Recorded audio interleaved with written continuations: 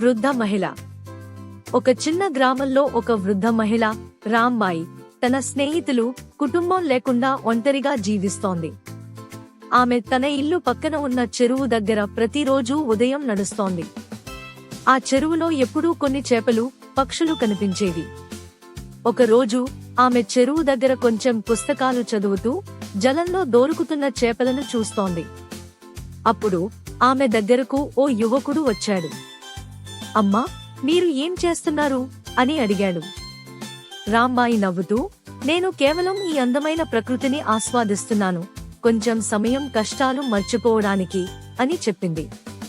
యువకుడు ఆవిడకు చాలా ప్రేమతో సమాధానం ఇచ్చాడు.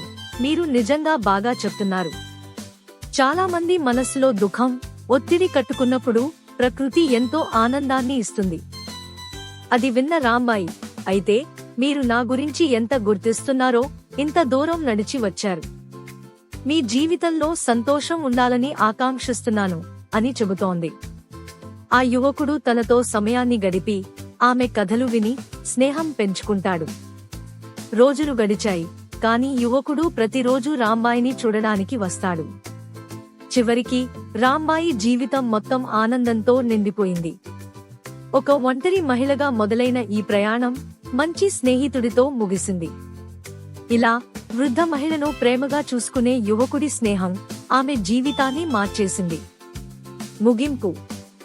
ఈ కథలో ప్రకృతి మరియు సంబంధాలు ఎంత ముఖ్యమైనవో స్పష్టమవుతుంది. స్నేహం అనేది అర్థం చేసుకోవడం మరియు ఆనందం పంచుకోవడం ద్వారా ఎలా బలపడుతుంది అనేదే ఈ కథలో సందేశం.